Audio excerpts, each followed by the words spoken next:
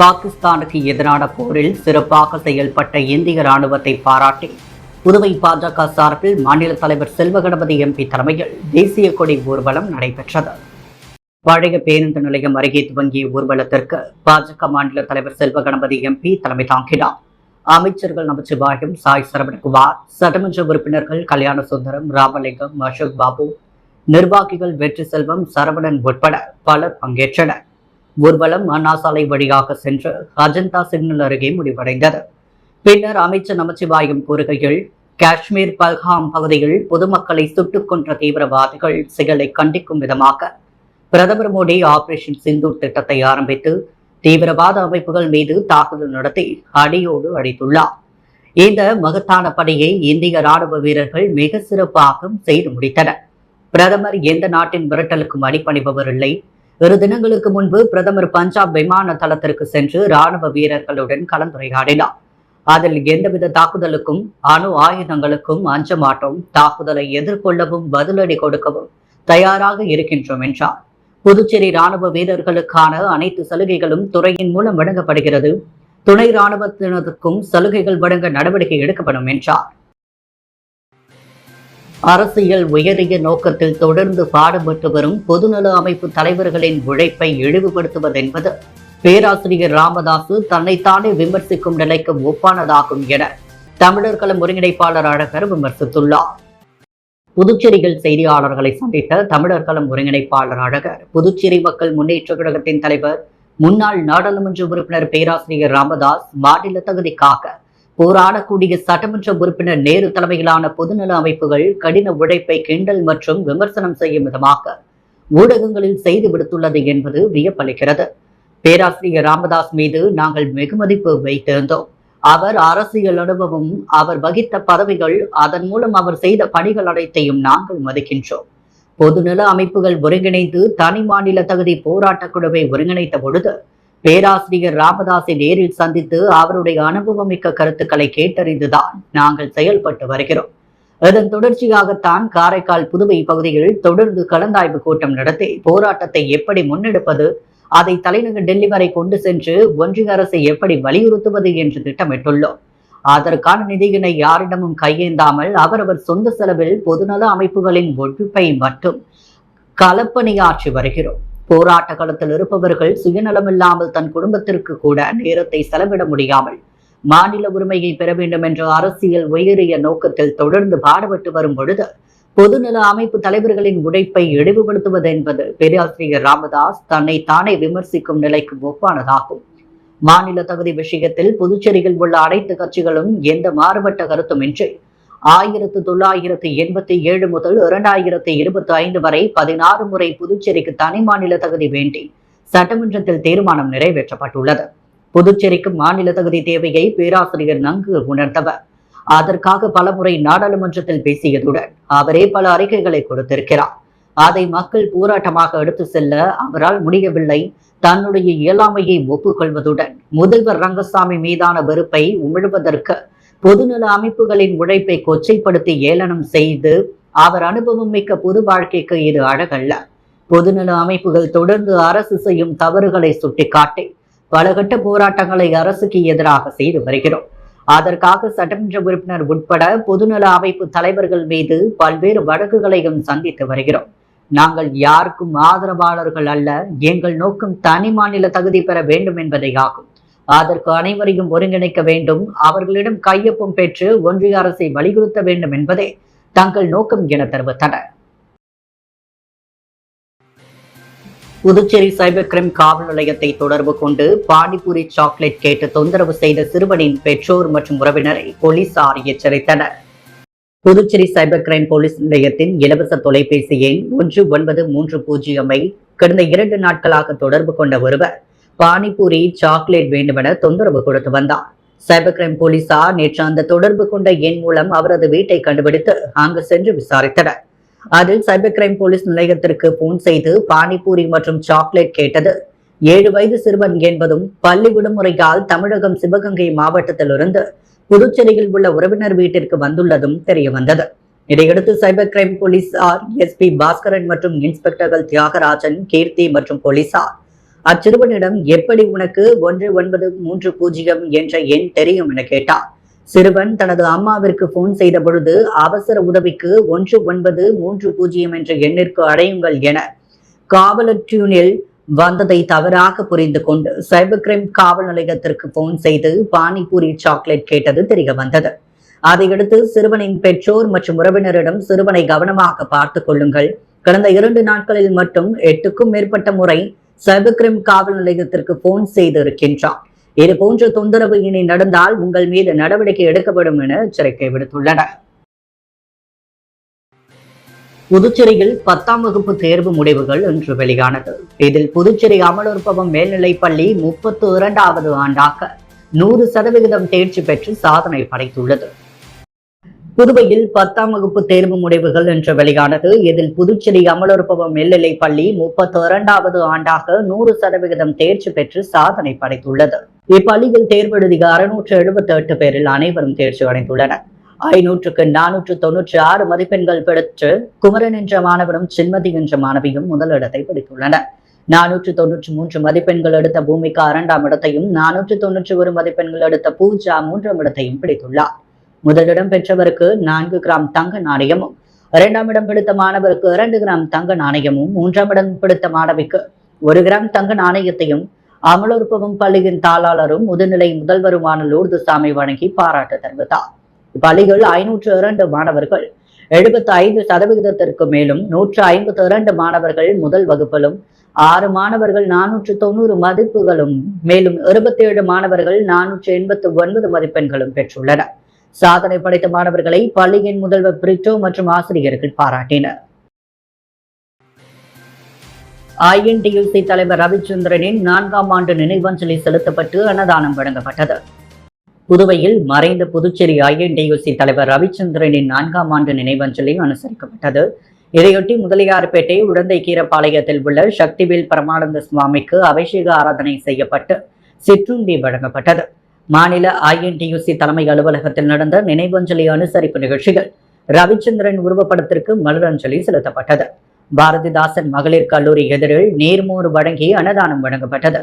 11:30 மணிக்கு உழவர்கரை நகராட்சி அலுவலகம் அருகில் அன்னதானம் வழங்கப்பட்டது.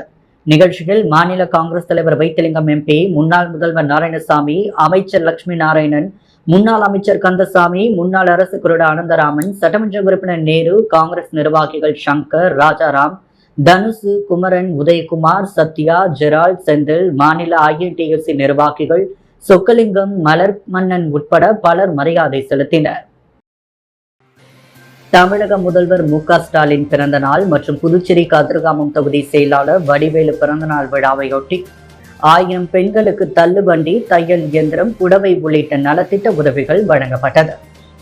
தமிழக முதல்வர் MK ஸ்டாலின் பிறந்த நாளையொட்டி புதுச்சேரி சட்டமன்ற எதிர்க்கட்சித் தலைவர் சிவா அறிவுறுத்தலின்படி கதிர்காமம் தொகுதியில் தொகுதி கழக செயலாளர் வடிவேலு பிறந்தநாள் விழாவையொட்டி ஏழை எளிய மக்களுக்கு நலத்திட்ட உதவிகள் வழங்கும் விழா நடைபெற்றது.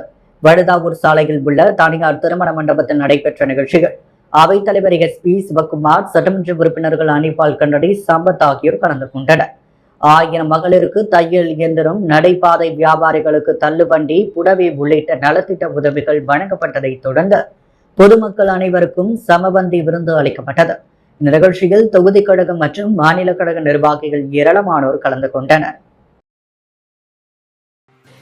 புதுச்சேரி ஆல்பா பள்ளி 25 ஆண்டுகளாக 10ஆம் வகுப்பு பொதுத் தேர்வில் 100 விழுக்காடு தேர்ச்சி பெற்று சாதனை படைத்து வருகிறது.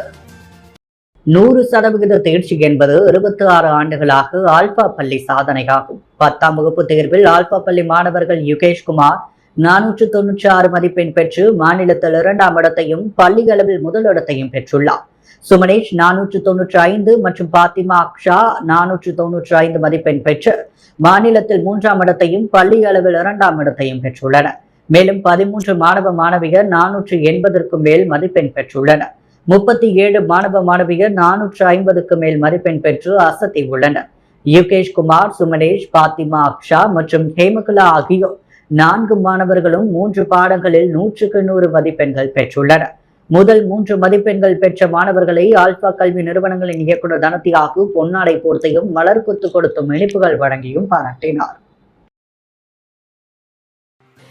மகளிர் மற்றும் குழந்தைகள் மேம்பாட்டுத்துறை சார்பில் புதுச்சேரியை சேர்ந்த 114 பயனாளிகளுக்கு மாதாந்திர உதவித்தொகை பெறும் ஆணையை செல்வகணபதி எம்பி வழங்கினார். புதுவை அரசு மகளிர் மற்றும் குழந்தைகள் மேம்பாட்டுத்துறை சார்பில் புதுவையை சார்ந்த முதியோர், விதவை, கணவரால் கைவிடப்பட்டவர், முதற்கன்னிகள் ஆகியோருக்கு உதவித்தொகை வழங்கும் விழா புதுவை பாராளுமன்ற மாநிலங்களவை உறுப்பினர் அலுவலகத்தில் நடைபெற்றது. இந்த விழாவில் புதுச்சேரி பாராளுமன்ற மாநிலங்களவை உறுப்பினரும் பாரதிய ஜனதா கட்சியின் மாநில தலைவருமான செல்வகணபதி கலந்து கொண்டு 114 பயனாளிகளுக்கு மாதாந்திர உதவித்தொகை பெறும் ஆணையை வழங்கினார். விழாவில் துறை அதிகாரிகள், அலுவலக ஊழியர்கள், பாஜக நிர்வாகிகள் உட்பட பொதுமக்கள் திரளாக கலந்து கொண்டனர். தேசிய டெங்கு தினத்தை முன்னிட்டு நடைபெற்ற விழிப்புணர்வு நிகழ்ச்சியில் மதர் தெரேசா சுகாதார கல்வி நிறுவன மாணவர்கள் டெங்கு கொசு வேடமிட்டு பொதுமக்களுக்கு விழிப்புணர்வு ஏற்படுத்தினர். தேசிய டெங்கு தினத்தையொட்டி தேசிய கொசு மற்றும் பூச்சிவழி நோய்கள் தடுப்பு திட்டத்தின் கீழ் காரைக்கால் சுகாதாரத்துறையின் சார்பில் விழிப்புணர்வு நிகழ்ச்சி நடைபெற்றது. இந்நிகழ்ச்சி துணை இயக்குனர் தடுப்பூசி பிரிவு டாக்டர் சிவராஜ் தலைமையில் உறுதிமொழி ஏற்பு நிகழ்வுடன் துவங்கப்பட்டது. சுகாதாரத்துறை அலுவலர்கள், மாணவர்கள், பொதுமக்கள் அனைவரும் உறுதிமொழி எடுத்துக் கொண்டனர். திட்ட ஒருங்கிணைப்பாளர் தேனாம்பிகை டெங்கு நோயின் தாக்கங்கள், பரவும் வழிகள், தடுப்பு நடவடிக்கைகள் குறித்து விரிவாக விளக்கினார். இதையடுத்து பொதுமக்களிடையே விழிப்புணர்வு துண்டு பிரசுரம் வழங்கப்பட்டது. இந்த நிகழ்ச்சி உலக சுகாதார அமைப்பின் 2025 ஆண்டிற்கான கருப்பொருள் முன்கூட்டியே செயல்படுங்கள், டெங்கு தடையிடுங்கள், சுத்தமான சுற்றுப்புறம், ஆரோக்கியமான வாழ்வு என்ற கருத்தை மையமாக கொண்டு முன்னெடுக்கப்பட்டது. மேலும் இந்த டெங்கு விழிப்புணர்வு நிகழ்ச்சிகள் கேள்விகளுக்கு பதிலளித்து மக்களுக்கு நோய் தடுப்பு அறிவை பரப்பினர். அந்த விழிப்புணர்வு நிகழ்வில் உதவி செவிலியர்கள், ஆஷா ஊழியர்கள், சுகாதார உதவியாளர்கள், ஆய்வாளர்கள், தொழில்நுட்ப உதவியாளர்கள் மற்றும் மாணவர்கள் என பலர் கலந்து கொண்டனர். இந்நிகழ்ச்சிக்கான ஏற்பாடுகளை நந்தகுமார் தொழில்நுட்ப உதவியாளர் சிறப்பாக செய்திருந்தார். பழனிராஜ் தொழில்நுட்ப உதவியாளர் நன்றி கூறினார். ஏனாம் அரசு பள்ளிகள் மற்றும் கல்லூரிகளில் இந்த ஆண்டு அதிக மதிப்பெண்கள் பெற்ற மாணவர்கள் மற்றும் ஆசிரியர்களை புதுச்சேரி அரசின் டெல்லி சிறப்பு பிரதிநிதி ஸ்ரீ மல்லாடி கிருஷ்ணராவ் பாராட்டி கௌரவித்தார். புதுச்சேரி மாநில ஏனாம் டாக்டர் SRK அரசு கலைக்கல்லூரியில் நடைபெற்ற விழாவில் ஏனாம் அரசு பள்ளிகள் மற்றும் கல்லூரிகளில் இந்த ஆண்டு அதிக மதிப்பெண்கள் பெற்ற மாணவர்கள் மற்றும் ஆசிரியர்களை பாராட்டி கௌரவிக்கும் விழா நடைபெற்றது. விழாவில் சிறப்பு விருந்தினராக புதுவை அரசின் டெல்லி சிறப்பு பிரதிநிதி மல்லாடி கிருஷ்ணராவ் கலந்து கொண்டு மாணவ மாணவிகள், ஆசிரியர்களை பாராட்டி கௌரவித்தார். விழாவில் ஆசிரியர்கள், மாணவ மாணவிகள் பலர் கலந்து கொண்டனர். புதுச்சேரியில் உள்ள பழங்குடியின மக்களை ST பிரிவுகளில் சேர்க்க வேண்டும், இல்லை என்றால் எதிர்வரும் சட்டமன்ற தேர்தலை புறக்கணிப்போம் என பழங்குடியினர் கூட்டமைப்பு அரசுக்கு எச்சரிக்கை விடுத்துள்ளது. புதுவை தமிழ்ச்சங்கத்தில் செய்தியாளர்களை சந்தித்த புதுச்சேரி பழங்குடியினர் கூட்டமைப்பு நிறுவனர் ராம்குமார், புதுச்சேரி, காரைக்கால் மற்றும் ஏனாமில் 15,000க்கும் மேற்பட்ட பழங்குடியினர் உள்ளனர். பழங்குடியின மக்களுக்கு வீடு உட்பட அடிப்படை வசதிகள் நிறைவேற்றி தரவில்லை என்றும், ஆட்சியாளர்களுக்கு பழங்குடியின மக்கள் மீது அக்கறை இல்லை எனவும் குற்றம் சாட்டினார். புதுச்சேரியில் உள்ள 4 பிற்படுத்தப்பட்ட பழங்குடியின மக்களை ST பட்டியலில் சேர்க்க வலியுறுத்தி பல ஆண்டுகளாக போராடி வருகிறோம் என்றும், கோரிக்கையை நிறைவேற்றாவிட்டால் எதிர்வரும் சட்டமன்ற தேர்தலை புறக்கணிப்போம் என அரசுக்கு எச்சரிக்கை விடுத்தார். நிலுவைத் தொகை மற்றும் போனஸ் தொகை வழங்க வலியுறுத்தி புதுச்சேரி அங்கன்வாடி ஊழியர் சங்கம் சார்பில் கவன ஈர்ப்பு ஆர்ப்பாட்டம் நடைபெற்றது. புதுச்சேரி அங்கன்வாடி ஊழியர்கள் சங்கம் சார்பில் சாரத்தில் உள்ள மகளிர் மற்றும் குழந்தைகள் மேம்பாட்டுத்துறை இயக்குநர் அலுவலகம் முன்பு கவன ஈர்ப்பு ஆர்ப்பாட்டம் நடைபெற்றது. ராஜலட்சுமி தலைமையில் நடைபெற்ற இந்த போராட்டத்தில் தமிழரசி, செல்வராணி, லலிதா, சத்யா மற்றும் அரசு ஊழியர் சம்மேளனத்தை சேர்ந்த பிரேமதாசன், ரவிச்சந்திரன், ராதாகிருஷ்ணன், முனுசாமி, சிவஞானம், வானவரம்பன், நிரந்தர செய்தி தொடர்பாளர் டாக்டர் நமச்சிவாயம் உள்ளிட்டோர் கலந்து கொண்டனர்.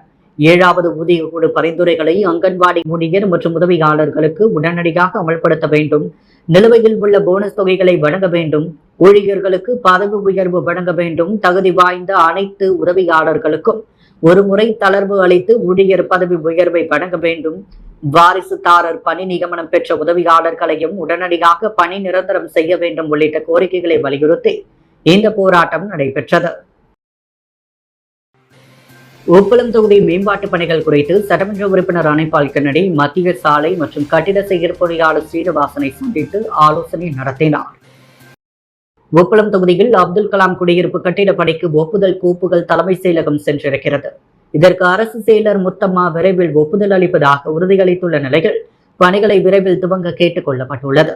டாக்டர் அம்பேத்கர் சாலையில் உள்ள கோலாஸ் நகர் நேதாஜி நகர் இணைப்பு ஓப்பனாறு பாலம் அகலப்படுத்தும் பணியினை துவங்க வேண்டும். வனரப்பேட்டை பகுதியைச் சேர்ந்த அலைன் வீதி, நேரு வீதி, பெருமாள் ராஜா வீதி, காளியம்மன் தோப்பு, முருகசாமி தோப்பு, சின்ன எல்லையம்மன் கோவில் வீதி போன்ற பல்வேறு வீதிகளில் சிமெண்ட் சாலை அமைப்பது குறித்து மத்திய சாலை மற்றும் கட்டிட செயற்பொறியாளர் சீனிவாசனை சந்தித்து சட்டமன்ற உறுப்பினர் அனிபால் கண்ணடி ஆலோசனை நடத்தினார். அப்பொழுது இளநிலை பொறியாளர் ராமன், தொகுதி செயலாளர் சக்திவேல், காங்கிரஸ் கமிட்டி உறுப்பினர் ராஜ்குமார், கிளை செயலாளர் ராகேஷ் ஆகியோர் உடனிருந்தனர். அன்பாலயா மேல்நிலைப் பள்ளியில் 2024-25 ஆண்டிற்கான 10ஆம் வகுப்பு பொதுத் தேர்வில் அனைத்து மாணவர்களும் 60% மேல் மதிப்பெண் பெற்று தேர்ச்சி பெற்றுள்ளனர். நன்மதிப்பெண் பெற்ற மாணவர்களை பள்ளியின் தாளர் அன்பழகன் வாழ்த்தி முதல் மதிப்பெண் பெற்ற மாணவர்களுக்கு பொன்னாடை போர்த்தி சிறப்பித்தார். தேர்ச்சிக்கு உறுதுணையாக இருந்த ஆசிரியர்கள் பெற்றோர்களை பாராட்டினார்.